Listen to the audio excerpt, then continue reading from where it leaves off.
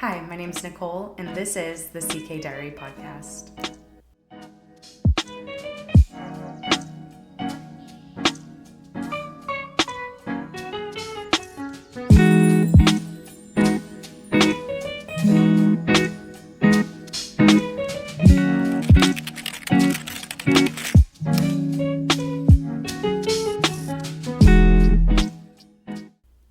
Hey guys, it is so good to see you again. I know it has been a few weeks. As you guys know, in my more recent videos that I've had, I've been having a lot of issues with my setup.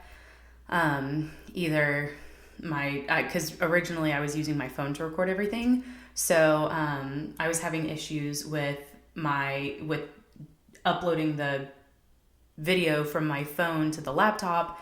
And then there were issues with the color and the sound and just the file in general. Like sometimes the file would be corrupted whenever I would upload it. And I was either having to re-record everything and just hope that it worked again, or I was having to skip the video altogether. And so I was waiting a few weeks to get some new equipment in.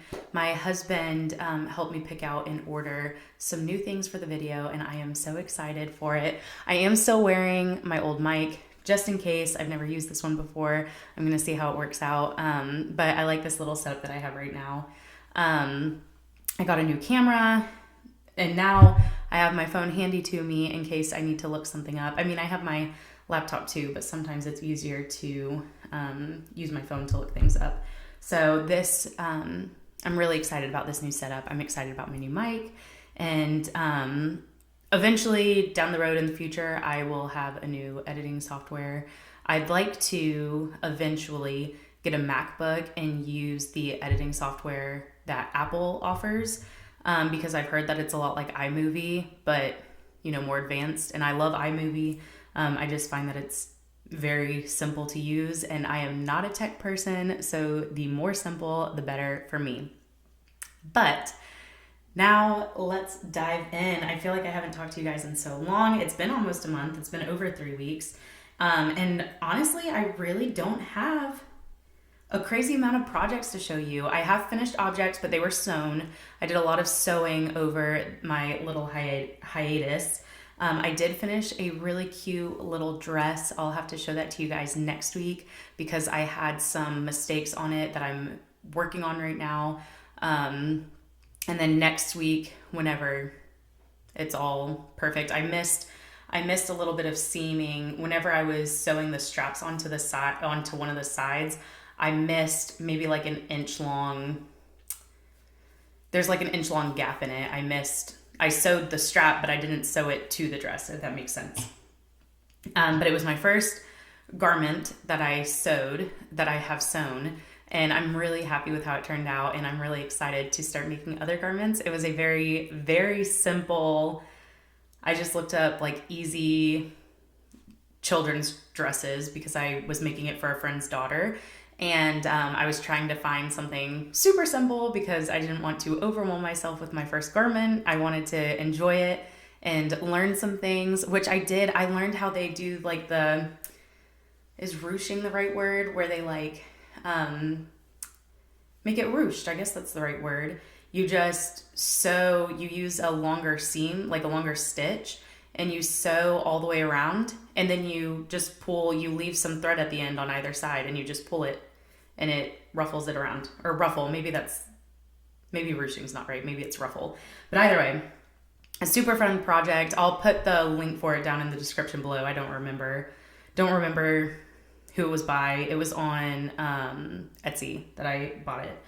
But anyway, moving on to knitting. So this is the anthology throw that I've been working on for my husband's friend. I am so excited about all the progress that I've made on this. I think last time I showed it to you, I was maybe like here somewhere. And I've gotten so much done. I am almost at 60%, I think, or I just passed 60%, one of the two. And I'm really happy with how it's coming along. This is just random skeins that I had laying around. This was the skein that Stitching with Yarn dyed with me for our cloud that we did with these bags, the Autumn Melody bags. And I mean, you can see it matches pretty good. I have a few of these bags left over, so I might, well, I have a little bit of I have a few of these bags left over, but I also have some fabric left over from when I made these bags, so I might make a bigger bag just to put it in as like a little gift bag. But I'm very happy with how it's turning out. I did buy, this is the only skein that I bought specifically for this project because I wanted a black color to tie it in, because you can see there are like black speckles on this. And it was called, it's not technically a black, I think it's like a really, really dark blue, but it matched the black in this really well. It's called Midnight, and it's by Knitting for Olive. And I got this at Necessities in Orlando.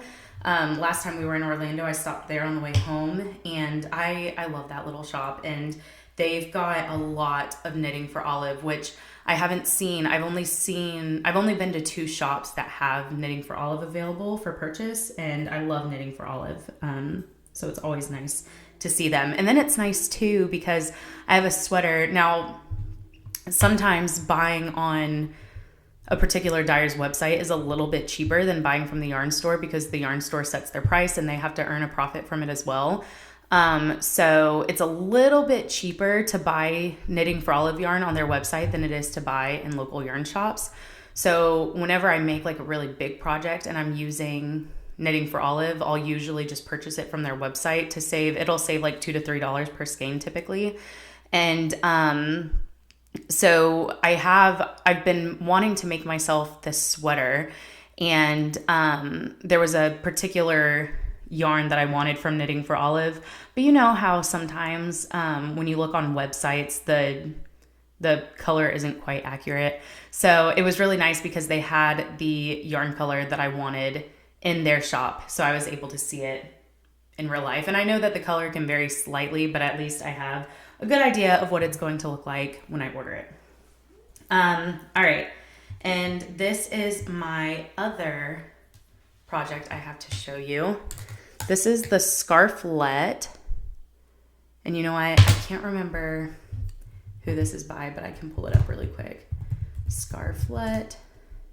So I tried making this in December for my brother's girlfriend, and the cables and lacework ended up being just a little bit too much for me to finish in the short period of time that I had given myself.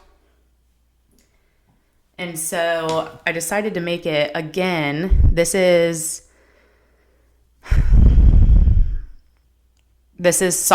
called Sock Yarn, and it's by Malabrigo. And is it focusing on it? There you go. And this is the first local yarn store yarn that I've ever purchased. I purchased this last year in January, I think, whenever we went to Georgia. Or maybe it was 2 years ago in November. Either way, this was my first local yarn store yarn. And this is the Scarflet by Justina Lorkowska, and it is just absolutely gorgeous. I love it. The pattern is beautiful. I'll have to put up a picture of what she knit, and it's really beautiful. And I'm really excited because this is how it sits right now. I'm really excited to block it, to open up that lace work and stretch out the cables just a little bit. This is for my husband's friend's wife. We're going to a barbecue in July, and a few of my husband's coworkers, well, it's for my husband's coworkers. They work all over the country. My husband works remote, and so his coworkers are all over the country, but he has a few really good friends that live in Florida, a couple in Central Florida, and then a few South Florida. And so we are trying to get together once a year with all of them to have a barbecue. And we started it last year, and they are carrying on the tradition. So I just want to have a little gift to bring a few of them. I'm making the blanket for the person who is hosting. And then the scarf is for my husband's friend's wife, who is gifting us some homeschool curriculum for my boys. And yeah, that's what those are for. All right, and that is all of my knitting that I have to show you. I did make, I'll put up a little picture of it. I'm making for another one of my husband's friends that just had kidney stone surgery. I'm making him like a little kidney holding up a little stone. It like holds it up above its head. I'll show you guys before I send it off. And I wanted to show you another thing that I got from knitting, or not from Knitting for Olive, from Necessities. I got these metal cable needles. This is from, I can't remember what the name of the company is that sold these. But I was having a really hard time finding thin metal cable needles. I could only find like thin plastic or thick metal, and they had these at Necessities, and they were only $4, like $4 for the pack of 2. So I was very excited about that. They are beautiful to work with. And the dip there, it's so deep, so the stitches really don't fall off the needles. I was having an issue with that with the last scarflet that I made. I was making it with a metal cable needle, but the dip was not nearly as deep, so I was having a hard time with them falling off the needles. All right, that is it for my making since I saw you guys last. I have worked on, let me see if I have it right here. So I'll show you this as well. I have not worked on this week. I haven't even worked on this in the last 2 weeks, but I did make it since I recorded last. So I will share it with you. This is the dinosaur sweater by Knitting for Olive. And this is the front panel. So I did intarsia for the dinosaur. It is not perfect. I mean, it is pretty messy around the edges, but it's my first intarsia project and I am so excited about it. So she had 2 options. She had option A, where you did intarsia knitting for the body of the dinosaur, and then you do duplicate stitch for all of the, all the details, the teeth, the eyes, the shading. You can do duplicate stitch for it. Or she had an option B where you could do intarsia for all of the details, but holding 2 colors and 5 balls of yarn for this intarsia was enough for me. I did not want to take on all of the color work for my first intarsia project. Or all of the colors rather for my first intarsia project. So I stuck with that and I am so super excited about that. I am using 220 Superwash by Cascade Yarns for that. The main color is Jet. That's the main color of the sweater. And then all of the color work is just done using scraps that I had. All right. All right. Okay, that's really it this time. That's really all I had to share with you knitting-wise. So let's catch up. In the 3 weeks since I've seen you guys last, I've been busy with stuff at the house. I redid our entire garden. We had bushes lining either side of our house. I dug all of those up. We had bushes all around the back of our house. I dug all of those up. And then we had a maple tree in the front yard. It was not a fully mature maple tree, but it was pretty big. It was like 8 feet tall probably, and like this wide around. And I dug that up. That was a challenge, but, and I ended up hurting my arm. I was having some issues whenever I was knitting, like my arm was feeling like not numb to the touch, but it would like tingle whenever you touched it. And, I started wearing a brace and that helped with that. And I haven't had that issue in a few days. But yeah, I was having some elbow pain and some wrist pain. And I think I just overdid it between, doing the gardening and then cause I was doing a lot of heavy lifting outside of digging things up. I also went to the garden store and I got 4 wagons, like these massive wagons worth of plants, and did all of that on my own because my husband would have helped me if I had waited until the weekend, but I just got bit by the garden bug and I had to do it. As soon as I felt like I should do something with our garden, it like completely took over all of my days. So we spent a lot of time outside for a couple of weeks. I got the garden mostly finished up. So the sides where the bushes were, it's still just like empty sand, or sand pits. Our garden, I don't know if this is like this everywhere in Florida, but typically underneath the grass in the gardens and stuff here, it's sand. And so I had to, or the sides where the bushes were, it's just all sand right now. So I'm going to even that all out, fill up the spots that are missing, or the spots that are like, have holes in them from the bushes. And I'd like to plant hydrangeas and gardenia bushes on that side of the house. I bought a gardenia tree to replace where the maple tree was. I think the gardenia tree will be a much better size for our front yard. So we live in a very suburban neighborhood, kind of houses on top of each other. And our yard's not that big. And so having a massive maple tree right in front of our house wasn't really ideal. We also have an oak, I think it's an oak tree planted right next to, is it an oak tree? It might be another maple. I can't remember. There's a tree planted right next to our sidewalk, and the community planners that planned our neighborhood, I don't know what they were thinking, because in 10 years, those trees are going to completely overtake our sidewalks. But we're not allowed to replace them with any other kind of tree. If we take down a hardwood, we have to replace it with a hardwood. So I don't know what we're going to do about that, but I guess we'll worry about that in 10 years.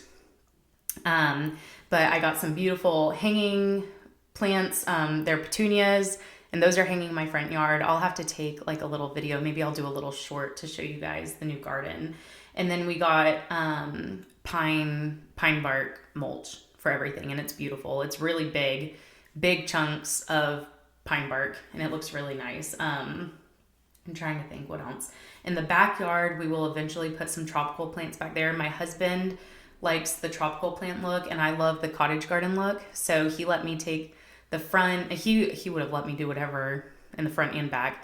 But I did the cottage, like a little miniature cottage garden in the front, and then I'm going to do a little tropical thing in the back. But yeah, that's really like the biggest thing that happened since I talked to you guys last. I've been going to my knitting group still every single Wednesday. I believe I talked to you guys about that last podcast. I think it was the maybe the first or second one that I had gone to last time I talked to you guys.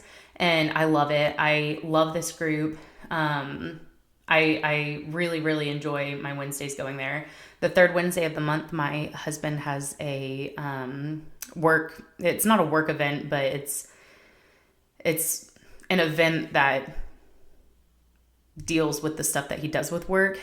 So he goes to that on the third Wednesday of the month, but otherwise the first, second, and fourth Wednesday, I go to the meeting that they have, and it's really, really great.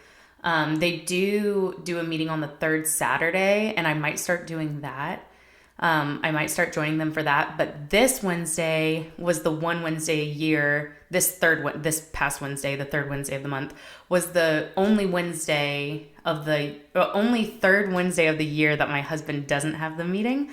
So I was able to go to this meeting this Wednesday. So I did not go to the Saturday meeting.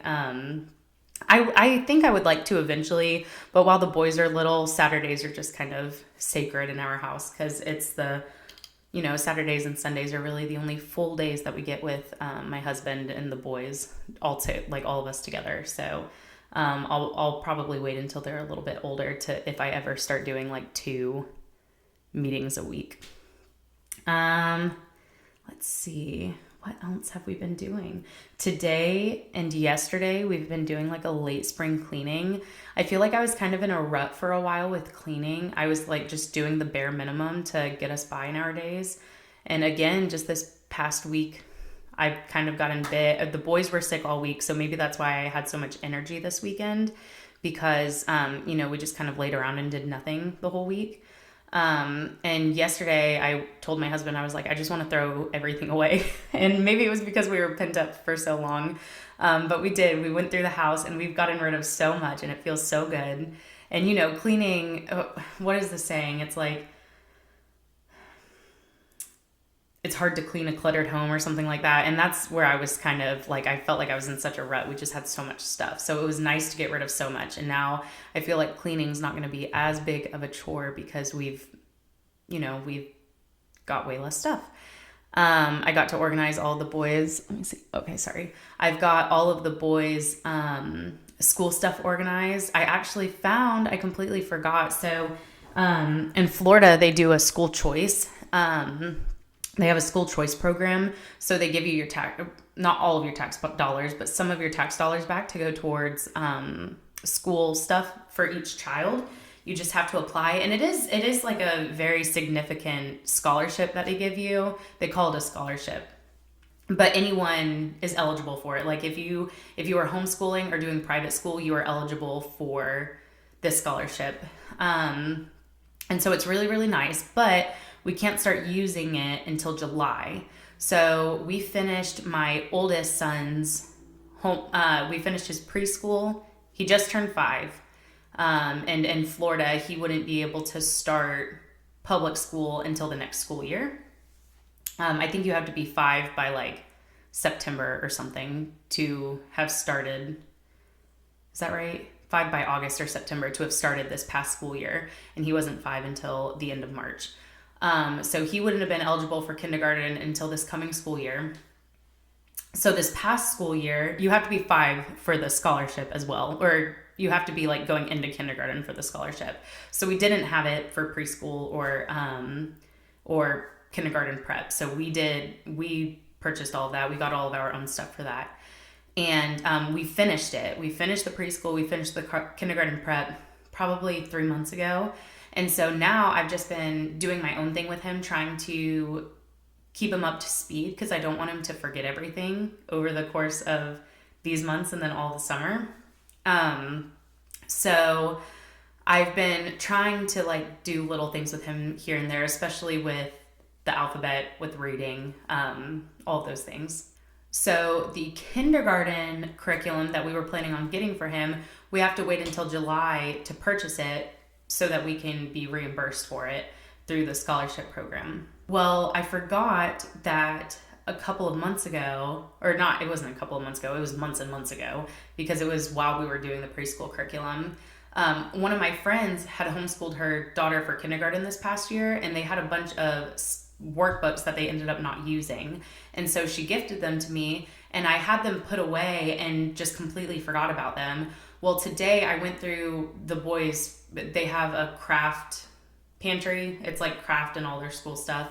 And so I went through it and I found the books. So now we've got some kindergarten workbooks to do until July, until I can get those other things ordered. So that's exciting that I found those. And I showed them to my 5-year-old and he is over the moon about it. He is so excited. And I think that's it. I think that's all I have to share with you guys, like from life stuff. It's been a good few weeks. We've had a lot of fun. We've been going to see friends. This past week wasn't so fun because we all had this, I think we had food poisoning. I don't know for sure. We could have had a stomach bug, but I do know we didn't go around any sick children that I know of. None of our friends that we went around were sick. And my husband never got sick, but both of my sons and myself ate a watermelon. I cut up a watermelon, we ate it, and I washed it. I washed it before I cut it up. I always wash the watermelon before I cut it up. I cut it up, we ate it, and then a few hours later we were all sick. And my husband never got it. So it could have been a coincidence, but I think it may have been food poisoning. And my oldest son had it the hardest. I felt so bad for him. He was sick, like, I don't want to be TMI, but he was getting sick for like 4 days. It was awful. It was only at night, which was kind of a blessing because during the day he felt great and he wasn't, he wasn't vomiting. At night he would get up a few times throughout the night and he just stayed in our room with us and he would puke and then he'd go right back to sleep and he would just sleep in. So he ended up like, he was fine during the day for the most part, his stomach was in cramps and stuff, but he's always like, maybe watching a movie would help me feel better. And so we just hung out inside pretty much and watched movies. He didn't even want to go outside, which is very out of character for him. He loves going outside. But yeah, that's all the life stuff. And this coming week, we will be having our first lemonade stand. Our neighbors asked us if we want to do a lemonade stand with them, so the boys will be doing that. I'm very excited about that. But yeah, that is all the life stuff that we have going on. Coming up soon, June 14th is Knitting in Public Day. I'm planning on, I had talked to Leah Loves to Knit, and we had talked about going to Knit and Stitch Boutique for Knit in Public Day. That's what we did last year. And I'll double check with her about that. I'm looking forward to that. And right now she has her summer sock knit along going on. I know it's beach themed. Oh, I can't remember the name. Let me look really quick.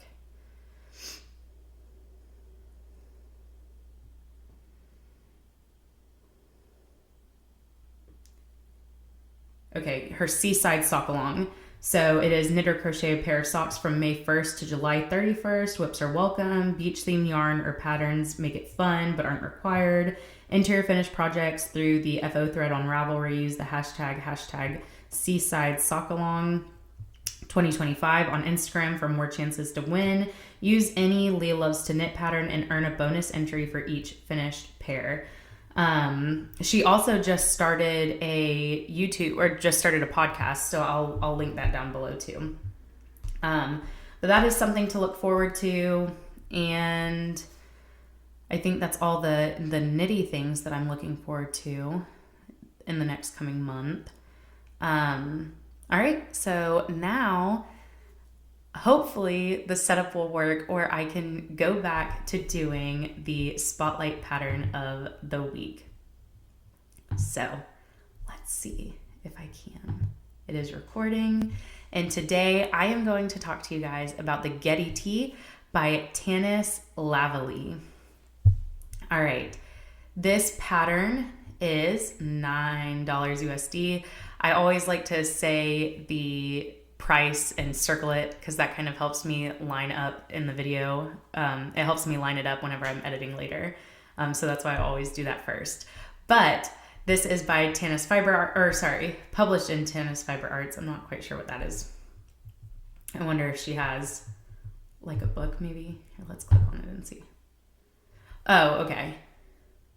It's her Ravelry name. All right. It is using a DK weight yarn. You can see here in the pictures that it has the granny square shoulder, and then it is just a knit tee with a ribbed v-neck and then ribbed cuff or would that be called cuff right there? And a knit ribbed bottom there.